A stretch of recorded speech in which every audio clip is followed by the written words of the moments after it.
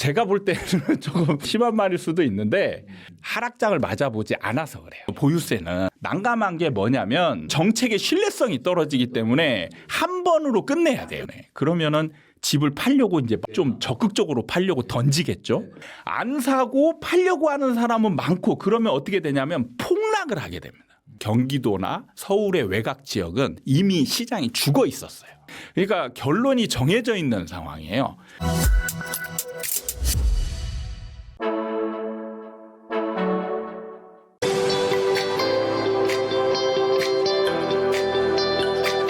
네, 여러분 안녕하십니까. 부티풀 인터뷰 시간입니다. 오늘은 굉장히 모시기 어려운 분을 모셨습니다. 다른 채널 잘 안 나가시기 때문에 저희 부티풀 채널에서 독점적으로 우리 소장님의 이야기를 들을 수 있을 것 같은데 아파트 사이클 연구소의 이현철 소장님을 모셨습니다. 소장님 반갑습니다. 네, 안녕하세요. 네, 자 우리 부티풀에 굉장히 또 오랜만에 나와주셨으니까 우리 구독자분들에게 인사 한마디 해주시죠. 네, 안녕하세요. 유튜브 아파트 사이클 연구소 채널을 운영하고 있는 이현철 소장입니다. 반갑습니다. 네. 소장님이 이제 과거엔 또 뭐 여러 채널도 많이 나가신 적이 있지만 최근에는 또 바빠지시고 하시기 때문에 다른 채널을 또 많이 안 나가시다 보니까 우리 또 소장님의 이제 이 얼굴을 보고 싶으신 분들은 아파트 사이클 연구소를 들어가시면 되지만 그래도 오늘은 부티풀에서 또 뵙게 됐으니까 여러 가지 질문들 또 최근에 이 부동산 시장 상당히 또 여러 가지 이슈들이 있습니다. 오늘 궁금한 것들을 다 쏟아서 질문을 드릴 테니까 여러분 채널을 고정해 주시면 좋겠습니다. 얼마 전에 다주택자이시죠? 이 연예인이시면서 또 이렇게 경제 전문가로 활동하시는 황현희 씨가 다주택자들 안 팔고 버티면 된다. 뭐 이렇게 발언을 해가지고 이게 뭐 약간 그 화제가 됐었습니다. 뭐 이목을 집중시키려고 한 건지는 모르겠는데 공인으로서 사실 뭐 이렇게 이런 발언은 이렇게 적절하지 않다고 보는데 세금 내는데 올인하면서 버티겠다. 뭐 이런 이야기. 그런 다주택자들이 나오고 있다라고 얘기했는데 정부 정책의 기조로 봤을 때 보유세나 이런 것들이 강화될 거 가능성은 뭐 거의 100%라고 보는데 이게 어떻게 뭐 다주택자들이 버틸 수 있는 수준인가요? 어떤가요? 소장님 보시기에. 일단은 보유세 부분은 제가 좀 뒤에 가서 네, 뭐 조금 자세하게 기회가 있을 것 같고 사실 다주택자들은 버틸 수는 있겠는데 사실 이게 좀 나눠지거든요. 네네. 네. 하락장을 마저 받느냐 아니냐 좀 나눌 수 있습니다. 네네네. 그러니까 지금 제가 볼 때는 조금 뭐 이렇게 심한 말일 수도 있는데 황현희 씨가 이렇게 말씀드렸던 거는 제가 볼 때 하락장을 맞아보지 않아서 그래요. 본인이 오르는 시장에서만 경험이 있어서. 이분이 이제 전문가로 활동하고 전문가가 된 시기가 딱 오르는 시장이거든요. 네, 그리고 그 전에는 개그맨으로 활동하다가 이제 부동산 전문가가 된 게 딱 상승장이에요.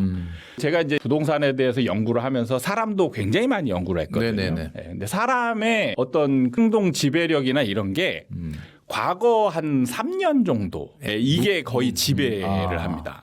그러니까 과거 3년 이후 기억은 거의 남아있지가 않아요. 그러다 보니까 가장 최근에 겪었던 상황을 미래로 예상하는 경우들이 굉장히 많거든요.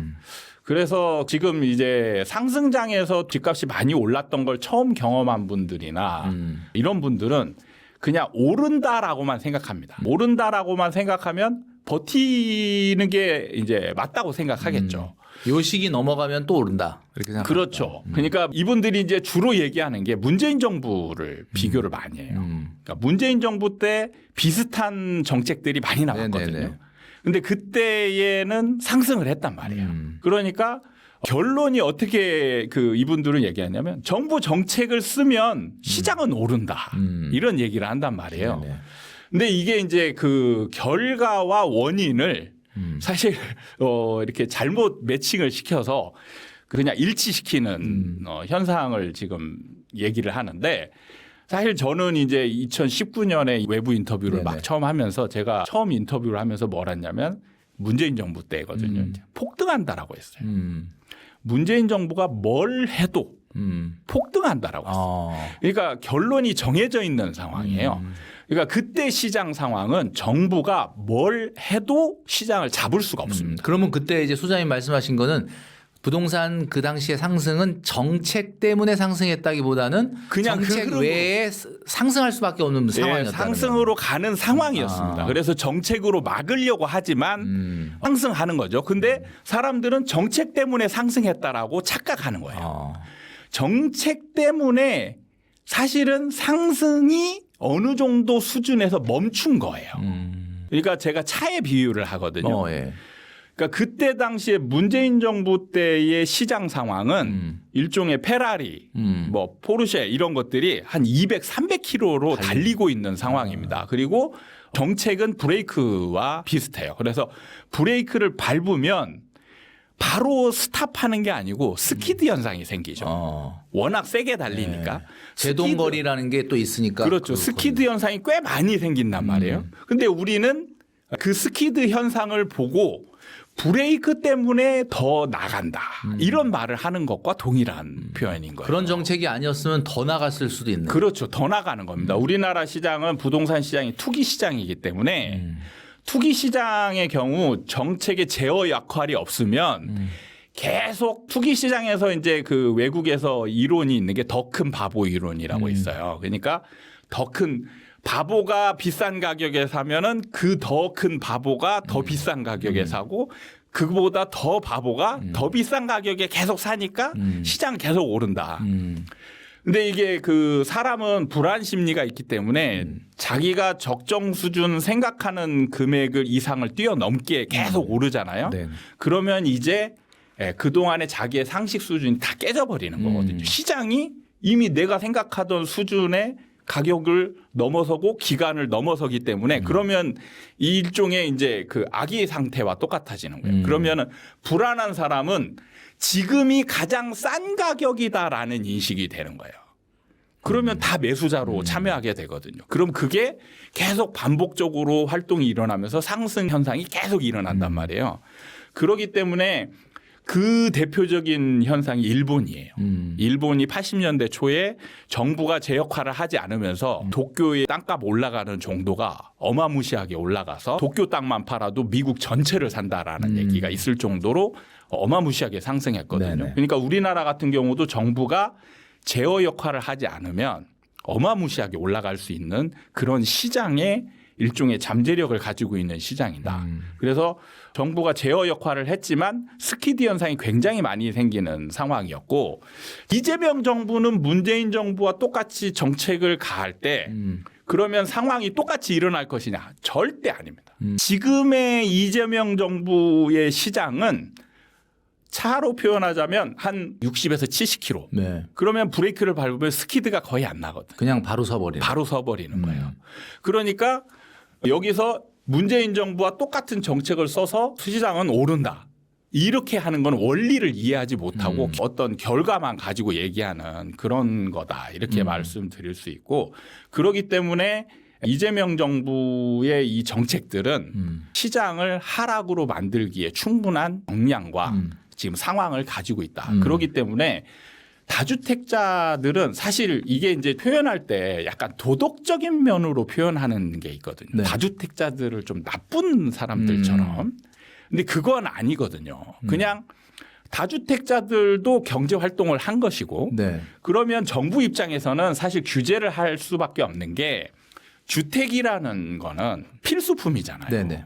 그러니까 대부분의 좀 많은 시장론자들이 착각하는 게 다른 경제 공산품이나 이런 경제 상품처럼 동일시해 버리면 안 되거든요. 그러니까 시장주의처럼 놔둬라 이런 얘기 한단 말이에요.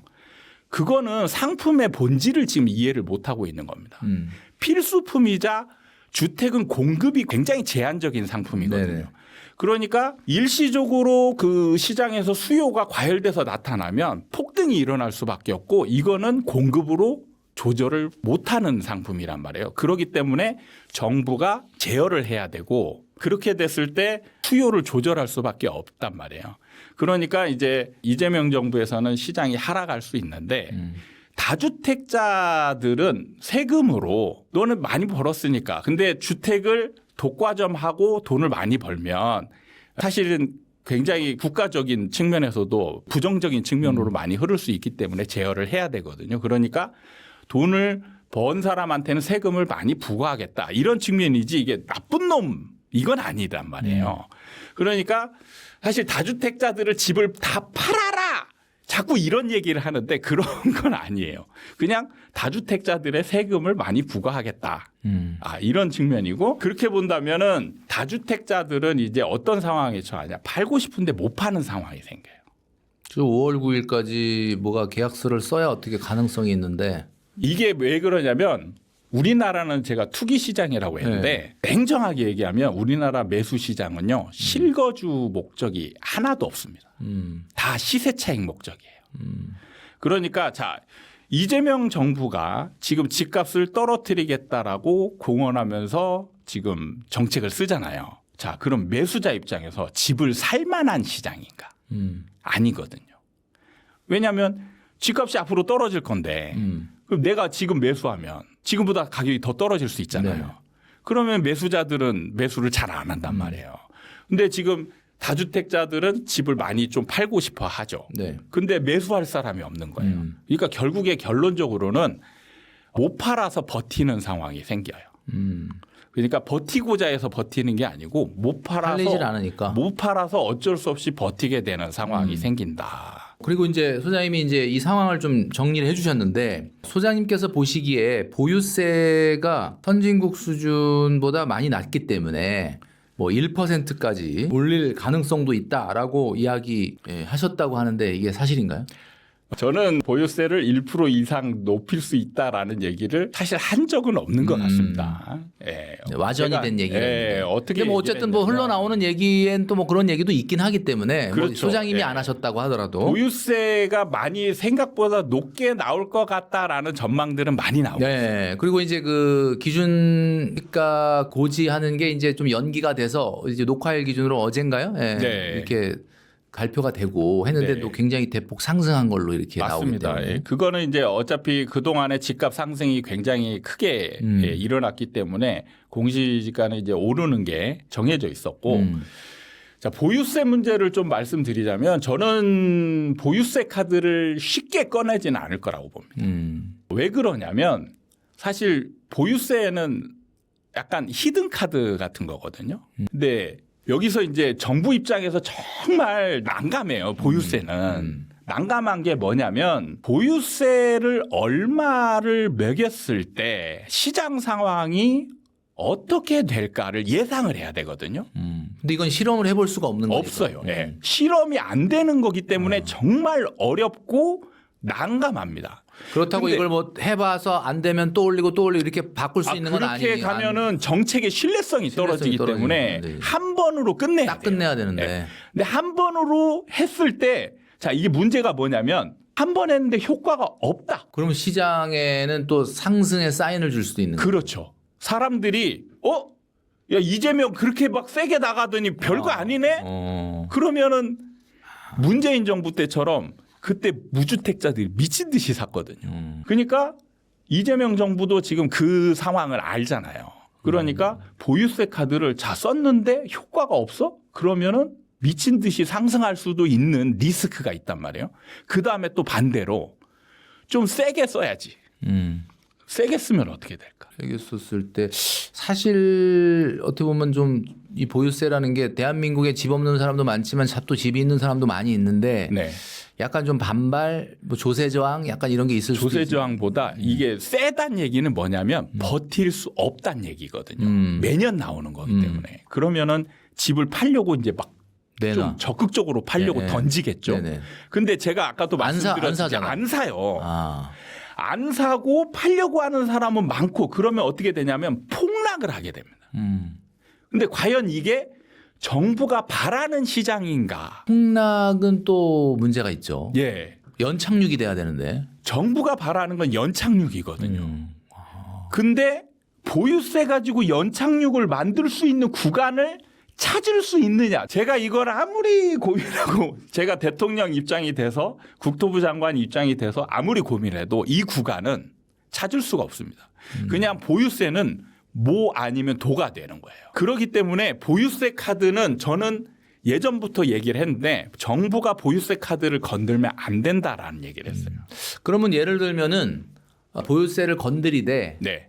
딱 타겟이 될 만한 곳만 보유세를 손보면 어떻습니까? 그거는 이제 좀 지켜봐야 되는 부분이고 자, 그거를 얘기하기 전에 자, 지금 시장 상황을 조금 한번 살펴보면 지금 시장 상황에 나오는 뉴스나 이런 걸 보면 지금 이재명 대통령이 뭐 이렇게 막 세게 이렇게 하는 그런 것들이 지금 시장에 좀 먹히고 있는 모양새가 나오고 있거든요.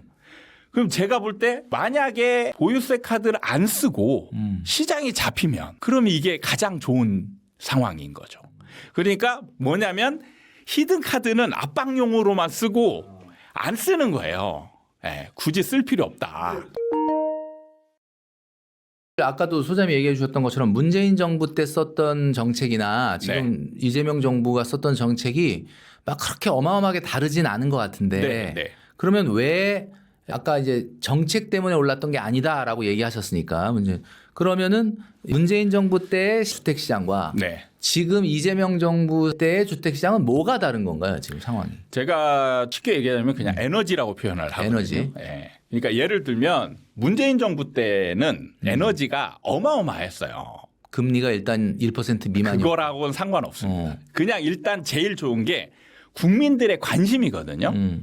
자, 문재인 정부 때는 이런 얘기가 있습니다. 기승전 부동산. 기승전 부동산. 이 얘기 들어보셨죠? 네. 그러니까 뭐냐면 사람들이 한 사람이 아니고 두 사람 이상만 모이면은 모든 사람이 다 부동산 얘기를 했어요.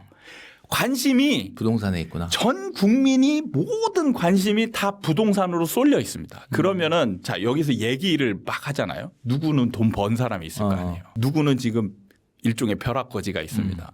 그럼 벼락거지는 모임에서 이런 얘기를 들었을 때 어떤 행동을 하고 싶을까? 불안해지잖아요. 불안해지죠. 나만 거지인가? 그러면 매수하고 싶은 이 심리가 굉장히 강해지거든요. 이게 이제 투기 시장에서 나타나는 전형적인 매수세의 형태인데 우리가 이렇게 주식 시장에서 얘기한 포모라고 얘기해요. 그렇죠. 예. 불안 심리 가수요. 예. 불안 수요, 공포 수요, 투기 수요. 이게 다 그때 생기는 거예요. 근데 이 사람들의 적극성이라고 이제 표현하는데 사실 우리가 경제학을 공부를 하면 우리는 수요와 공급을 낼 때 양만 공급 배우잖아요. 사실 이 부동산 투자 시장에서는 양이 중요하지 않습니다. 더 중요한 게 뭐냐면 질적, 이 사람의 심리 상태가 훨씬 더 중요해요. 그러니까 예를 들면 공급자 1이 있고 수요자 1이 있어요. 그럼 우리가 경제학에서 배울 때는 균형입니다. 그렇죠? 가격이 안정적이에요. 근데 부동산에서는 예를 들어서 팔고 싶은 사람의 마음이 지금 급해. 정말 급해요. 그럼 어떻게 될까요? 가격이 하락하죠. 하락하죠. 그러니까 똑같은 매도자가 1 있고 수요자가 1 있는데 어떤 사람의 마음 상태에 따라서 가격이 천재차로 달라질 수 있습니다. 그다음에 수요자가 정말 급해요. 난 미친 듯이 사고 싶어. 안 사면 나 죽을 것 같아. 그럼 어떻게 될까요? 가격이 폭등해요. 이런 사람의 상태를 알기 때문에 매도자는 가격을 확 올려버립니다. 호가를 확 올리고 매수자는 그거를 쫓아가서 사버린단 말이에요. 그러니까 가격이 폭등한단 말이에요. 여기서 중요한 거는 수요자와 매도자의 그 심리 상태인데 문재인 정부 때의 이 수요자의 심리 상태는 엄청나게 어마어마하게 강했습니다. 쫓아가서 사야 될 정도. 근데 지금 이재명 정부의 수요자는 사실 강남권에만 좀 그리고 경기도 일반이나 경기도나 서울의 외곽 지역은 이미 시장이 죽어 있었어요. 거기다가 최근에 또 기승전 주식. 그렇죠. 이게 이제 관심이 다른 데로 쏠릴 수 있는 그런 상황들을 만들었죠. 그러니까 시장의 에너지가 약합니다. 그러니까 에너지의 차이가 근본적으로 있기 때문에 뭐 정책은 두 번째 문제고 문재인 정부와 이재명 정부의 이 지금 시장의 온도 차이는 이렇게 날 수밖에 없다. 사실 제가 그 이재명 정부 출범할 때 이재명 정부는 아무것도 안 해도 된다. 지금 사실 아무것도 안 해도 돼요. 그냥 기다리고 있으면 부동산 시장은 안정된다. 이게 서서히 안정 시장으로 가게 되어 있는 상황입니다.